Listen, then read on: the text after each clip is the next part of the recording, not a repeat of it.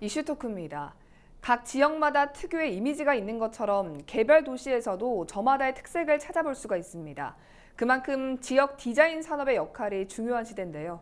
오늘 이슈 토크에서는 부산의 도시 디자인을 책임지는 부산 디자인진흥원의 사업 성과와 함께 지역 디자인 산업의 방향성 등에 대해서 함께 이야기 나눠보겠습니다. 부산 디자인진흥원의 강경태 원장과 함께합니다. 안녕하십니까? 반갑습니다. 네, 어서 오십시오. 네, 2007년에 개원한 이후에 부산 디자인 센터라는 명칭을 계속해서 써오시다가 지난 9월부터 이제 부산 디자인진흥원으로 명칭이 변경됐습니다. 네, 네. 뭐 어떻게 특별한 이유가 있습니까? 예, 저희들 기관이 이제 13년 차 지금 들어가고 있습니다만은 부산시 산하기관이면서 또 서울의 산자부 산하기관이기도 합니다. 네. 그런데 저희들이 각종 프로젝트를 신청하다 보면 공공기관이 할 수 있는 프로젝트가 있고 또 공공기관이 할 수 없는 프로젝트들이 있습니다. 그런 경우 저희들 직원이 어찌 보면 불필요한 그런 대답을 네. 십수년 동안 저희들은 공공기관입니다. 이런 대답을 한 데 대해서 이제는 그럴 때를 접어야 되지 않겠는가 네. 이런 필요성이 있었고요. 또 두 번째로는 또 사업하고 관계됩니다만은 저희들이 중앙정부나 이런 데 많은 사업을 신청하다 보면 센터로서 이런 중요하고 큰 프로젝트를 할 수 있겠습니까?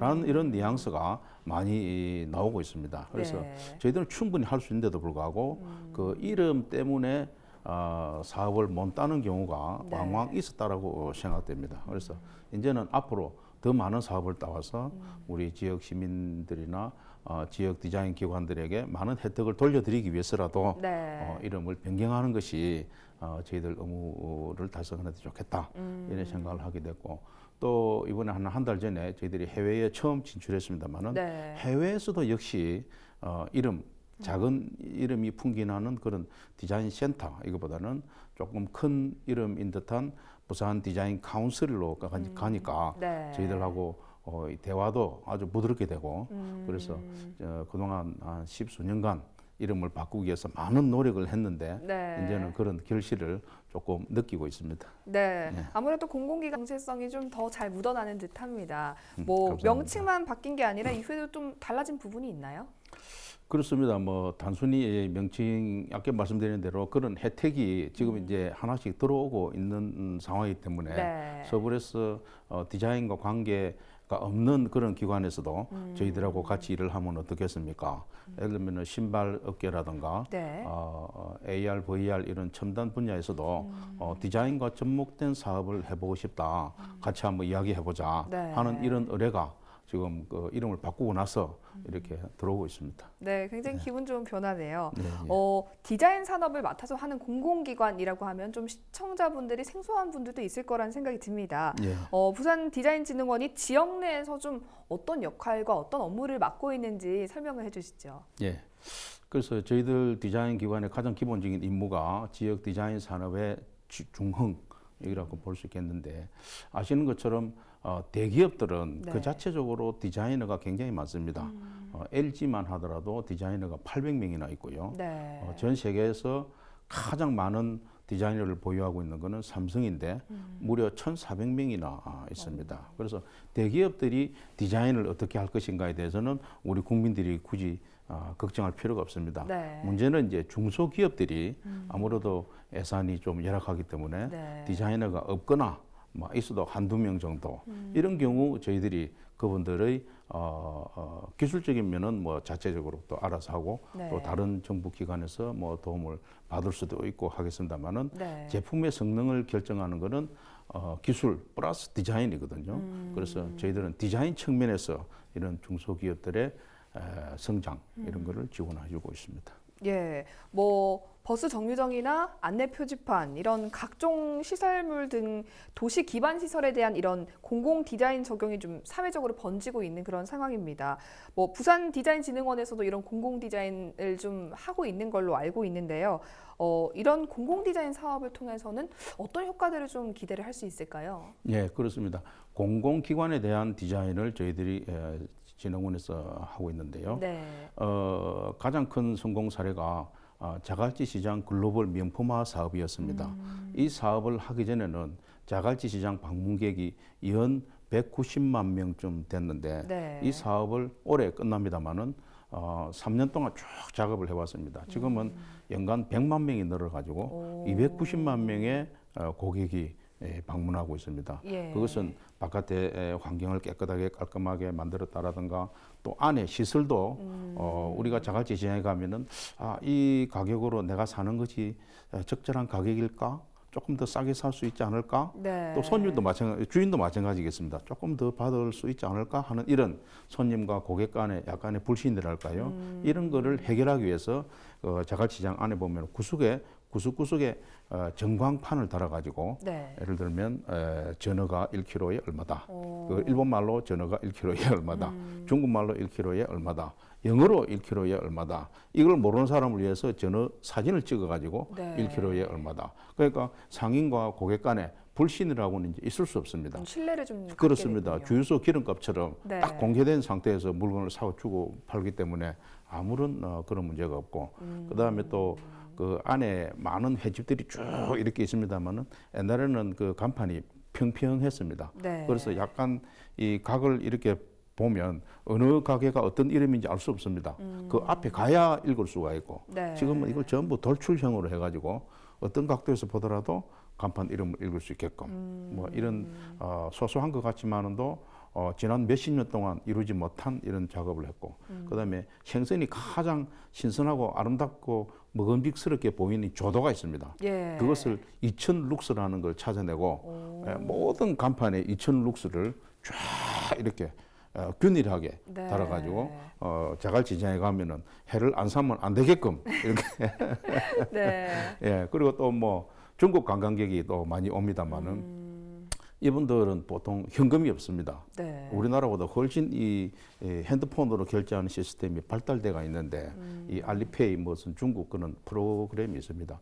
그걸 보통은 없죠 우리 한국 가게에는. 예. 그런데 자갈치 우리 시장한테는 싹 다 깔아가지고 중국 관광객이 뭐 버스가 한 차고 오든 두 차고 오든 네. 이렇게 결제가 되게끔 이런 많은 노력들이 자갈치 시장 지금 부산에 뭐 많은 가게나 시장들이 손님이 줄어준다고 이렇게 하고 있습니다만은 그 유일하게 자갈치 시장은 손님이 늘어나고 있습니다. 네. 뭐 이런 게 공공 디자인의 효과가 아니겠는가 이렇게 생각하고 또 뭐 하나 더 말씀드린다면은 우리가 범죄가 지금 최근에 우리나라 범죄율이 물론 줄어들고는 있습니다만은 만 건당 한 100건 정도의 만 명의 범죄가 일어나면은 한 100건 이상은 우리 사회에서 지금 발생하고 있습니다. 그만큼 범죄가 1년에 한 200만 건 정도 발생하는데 그 범죄를 처리하는 데 들어가는 돈이 160조 원 정도 된다고 합니다. 그런데 범죄는 그동안은 보면은 뭐 개인의 성품이나 심리 때문에 일어난다고 하는 어떤 생물학적인 요인으로만 치중했습니다만은 지금은 그런 요인도 있겠지만 평범한 사람도 어떤 환경에 놓이면 범죄를 저지를 수 있다고 하는 환경적인 요인을 굉장히 중요하게 생각합니다. 그래서 예. 범죄가 발생하지 않게끔 하고 범죄의 의지를 누그러뜨리는 그런 디자인이 필요한 거죠. 그래서 골목길에 뭐 사각을 없앤다라든가 CCTV를 한다든가 비상벨을 설치한다든가 뭐 조명을 좀 밝게 한다든가 네. 이런 게 바로 환경 디자인인데 보통 셉테드라고 그럽니다. 예. Crime Prevention Through Environmental Design 이렇게 해서 그런 사업을 저희들이 많이 하고 있는데 재생 사업과 더불어서 같이 하면서 부산시가 안전으로부터 좀 더 높은 점수를 받는 네. 그런 도시로 바뀌는데 노력하고 있습니다. 네, 굉장히 좀 익숙하면서도 네. 와 관광객들의 그런 효과까지 불러일으키는 사업들을 우리 네. 부산 디자인진흥원에서 하고 있었네요. 감사합니다. 시청자분들도 이번 기회로 아시는 분들이 굉장히 많았을 것 같은데 예, 예. 지난 9월에는 골목 마켓 페스티벌이 개최되기도 했습니다. 예, 예. 사실 얼핏 보기에는 이 골목 사업과 부산 디자인진흥원은 별 큰 연관은 없어 보이는데 예, 어떤 의미에서 이 사업을 진행을 하게 된 건가요? 작년에 이제 처음 골목 마켓 페스티벌이라는 거를 처음 했습니다. 네. 주로 보면은 우리가 큰 거리에 있는 가게들은 장사가 다 잘 되고 또 사람들이 많이 알고 있고 그렇지 않습니까? 그러나 우리가 또 저렴하고 기분 좋게 또 먹고 마시고 하는 데는 뒷골목에 또 많이 있습니다. 맞습니다. 또 그런 분들이 조금 뭐랄까 경영의 노하우랄까 디자인이랄까 마케팅의 이런 컨설팅이나 어드바이스만 좀 받으면 네. 훨씬 그분들이 사업이 잘 될 수도 있고 또 시민들에게 또 많이 알려질 수도 있고 또 이것이 관광 상품화 될 수도 있겠고 하는 그런 취지에서 저희들은 디자인을 주로 포커스를 두면서 이런 골목 마켓 상인들에게 도움을 주고자 하고 있습니다. 그래서 올해 8회 지금 추진하고 있는데 네. 6회까지 지금 실시했고요. 그리고 지난달에는 백석고에서 인기 연예인 홍석천을 네. 저희들 골목 마켓의 골목 대장으로 모셔가지고 네. 많은 시민들에게 어필했습니다만은 실제로 그분이 뭐 단순하게 인기 연예인이다 그게 아니고 부산의 그 점포 카페 거리에서 가게를 냈다가 망한 경험이 아픈 경험이 있습니다. 네. 그러니까 우리 그 시장 상인들의 그 아픔이나 어떤 그분들의 수고 이런 거를 이분이 잘 알고 있는 분입니다. 예. 그래서 세세하게 이분이 앉아서 어드바이스를 하고 그건 안 되겠습니다만은 네. 나름대로 관련 있는 그런 분을 저희들이 모시고 이 골목 마켓 저희들 이름을 그래서 그것도 많은 시간과 노력을 들여가지고 다운나 마켓 네. 이렇게 해가지고 이렇게 해가지고 부스도 전용 부스를 만들고 그다음에 로고도 만들고 그다음에 전용 홈페이지도 만들고 이렇게 해서 마켓을 브랜드화 시키는 골목 네. 마켓을 브랜드화 시키는 그런 작업을 올해 처음 사실상 하고 있는데 네. 앞으로도 좀 더 열심히 해서 골목 마켓 우리 상인들에게 희망을 좀 더 드리도록 해보겠습니다. 네, 요즘 경기가 어렵다고 하는데 진짜 소상공인분들께 큰 힘이 될 것 같습니다. 예, 예. 부산은 이 도시 재생을 참 다양한 지역에서 하고 있는 그런 선도 지역입니다. 예, 예. 뭐 지역의 정체성을 지키면서 도시 공간을 디자인한 사례가 좀 많은데요. 예. 부산 디자인 시장의 현주소는 어떤지 좀 궁금합니다. 예. 그런데 이제 우리나라 전체 디자인 학과 졸업생 수가 한 2만 5천 명쯤 되거든요. 네. 연간. 그 중에 부산은 한 3천 명쯤 졸업하고 있습니다. 그래서 10%가 조금 더 됩니다. 그런데 디자인 관련 기업들은 한 7천 개 정도 되는데 부산에는 한 500개쯤 한 6%, 7%. 네. 다시 말씀드리면 디자인 기업 수보다도 졸업생 수가 조금 더 비율이 더 높습니다. 네. 그러다 보니까 디자인 관련 졸업생들이 한 20% 정도는 부산권에서 잡을 넣는데 나머지는 뭐 수도권으로 가거나 아니면 다른 분야로 방향을 틀거나 이렇게 하고 있습니다. 그래서 이런 현상이 왜 생기는가? 이게 이제 1990년 뭐 2000년대 초반까지는 우리 디자인 업계가 활황이었습니다. 네. 아시는 것처럼 디자인 업계는 뭐 신발이나 자동차나 이런 단독 자립적인 산업이 아니고 다른 산업을 빛내주는 조연의 산업이거든요. 네. 특히 이 제조업의 경기에 절대적인 영향을 받습니다. 그런데 요즘은 제조업이 불황이지 않습니까? 맞습니다. 그 많은 제조업이 다 어디로 갔나? 중국이나 동남아로 갔거든요. 예. 예, 내가 낚시하다가 고기가 안 잡히면 거기 하염없이 기다릴 것이 아니고 잘 잡히는 포인트로 이동하는 게 좋습니다. 마찬가지로 디자인의 시장이 동남아로 갔다면 동남아로 이동하는 것이 거기에 시장이나 자합이 더 많고 쉽게 얻을 수 있겠죠. 네. 그래서 우리가 지금 동남아에도 한국 기업들이 예를 들어서 하노이 같은 경우 한국 기업만 10,000개가 있습니다. 오. 예, 그럼 뭐 베트남 기업은 수십만 개 있지 않겠습니까? 네. 그런 데서 그 사람들을 다 우리의 시장이라 생각할 것 없이 10,000개 중에 1%, 2%, 몇 프로는 우리 시장이 충분히 될 수 있습니다. 네. 베트남에서 그 기업하는 분들도 역시 마찬가지일 것입니다. 그래서 우리가 눈으로 지금 신남방 시대라고 하고 있습니다만은 실질적으로 디자인계에서도 신남방 시대를 열면 네. 이런 우리 부산의 디자인 업계의 그 어려운 난국을 좀 더 쉽게 해결할 수 있지 않을까 생각해 봅니다. 네, 앞서서 좀 언급을 해주시긴 하셨지만 예. 부산에 있는 디자인 기업 수보다 예. 부산에서 디자인 관련 학과를 졸업한 학생들이 더 많다. 더 많습니다. 그렇습니다. 그렇다 보니까 좀 지역 인재들이 부산을 어쩔 수 없이 취업을 위해서 좀 떠나가는 그렇습니다. 사례가 굉장히 많을 것 같은데요. 예. 좀 경쟁력을 갖추기 위한 방안도 마련이 돼야 될 것 같은데 예, 예. 부산 디자인진흥원에서 이 지역 인재 양성을 위해서 좀 어떤 사업들을 추진하고 있습니까? 뭐 여러 가지 저희들이 하는 사업이 뭐 한 50가지 정도 됩니다. 네. 뭐 그중에서 지역 산업 맞춤형 인력 양성 사업이라는 게 있습니다. 이것은 재직자를 지원하기도 하고 또 미취업자를 네. 지원하기도 하는데 이번에 미취업자 두 개 반을 개설해 가지고 30명이 처음에 수업을 받았는데 2명은 중도에서 뭐 자기 그분들이 그만두고 28명 중에서 네. 23명 약 한 80%의 취업률을 달성했고요.